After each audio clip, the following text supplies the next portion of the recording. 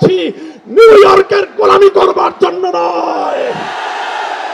যদি বাংলাদেশকে ওয়াশিংটনের দাস পরিণত করবার কোন পায়তারা করা হয়, আর যদি হিউম্যানিটারিয়ান করিডোরের নামে আমার বাংলাদেশের বুকের উপর দিয়ে যদি বাংলাদেশের সার্বভৌমত্ব স্বাধীনতা হরণ করবার জন্য আমার স্বাধীন জনপদের 1 ইঞ্চি মাটি কেড়ে নেওয়ার জন্য যদি এই অপতৎপরতা চালানো হয়, চলমান এই অপতৎপরতা যদি বন্ধ না করা হয়, তবে আমি সারা দেশের দেশপ্রেমিক জনতাকে উদাত্ত আহ্বান জানাবো, যুদ্ধের প্রস্তুতি নাও, দেশের জন্য যুদ্ধের প্রস্তুতি নাও। আমরা আমার দেশের প্রতি ইঞ্চি মাটি আমার জায়নামাজের মাটি। আবার বলছি, আমার স্বাধীন বাংলার প্রতি ইঞ্চি মাটি আমার পবিত্র জায়নামাজের মাটি। দিল্লি বা ওয়াশিংটন, পিকিং বা মস্কো যারা এ মাটির দিকে চোখ তুলে তাকাবে, আমরা তাদের বিরুদ্ধে বারুদ হয়ে মাঠে নামবো ইনশাআল্লাহ।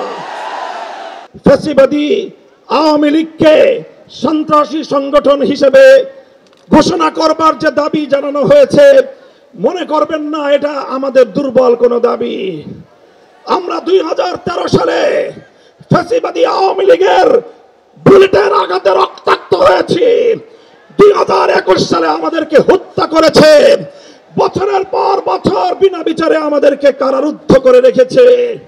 সেই সন্ত্রাসী সংগঠন আওয়ামী লীগকে আবার বাংলাদেশের রাজনীতিতে যদি পুনর্বাসন করবার কোন দুঃস্বপ্ন কেউ দেখেন, তাহলে আমরা পরিষ্কার ভাষায় বলে দেই, তার সঙ্গে আমরা আওয়ামী লীগের চেয়ে ভিন্ন কোন আচরণ করব না।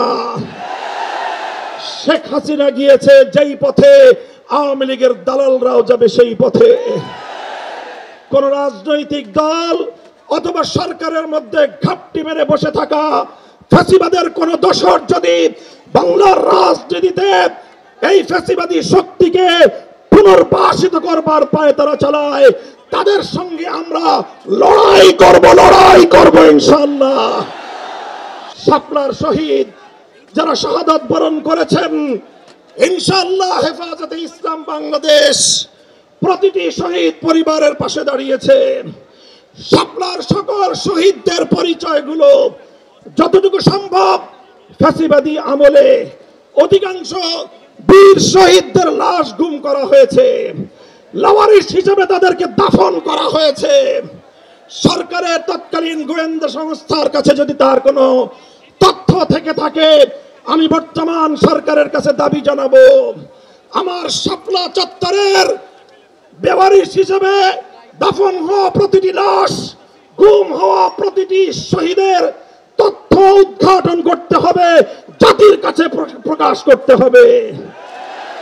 এর বাইরে গোটা বাংলাদেশে যতজন বীর শহীদান রয়েছেন, প্রত্যেক শহীদের পরিবারের সঙ্গে যোগাযোগ করে আমাদের সর্বশেষ ভেরিফিকেশন এবং যাচাইয়ের কাজ চলছে। ইনশাআল্লাহ আমরা শাপলার রক্তে রঞ্জিত এই মে মাসের মধ্যে হেফাজতে ইসলামের পক্ষ থেকে আমাদের ভেরিফাইড সেই সকল বীর জাতীয় শহীদদের পরিচয় এবং তাদের গৌরবগাথা ইতিহাস জাতির সামনে আমরা তুলে ধরবো ইনশাআল্লাহ।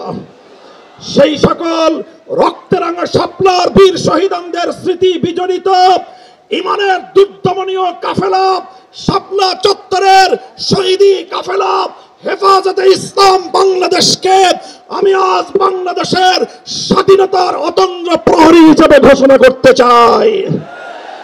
আমরা বলতে চাই, বাংলাদেশের ইসলাম এবং স্বাধীনতা এক সূত্রে গাঁথা। বাংলাদেশের ইসলাম এবং স্বাধীনতা এক সূত্রে গাঁথা।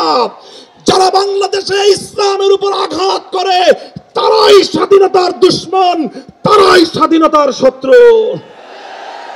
আগামী দিনে দেশ এবং ইসলাম স্বাধীনতার এই শত্রুদেরকে যেখানেই পাওয়া যাবে সেখানেই প্রতিহত করতে হবে, সেখানেই প্রতিহত করতে হবে।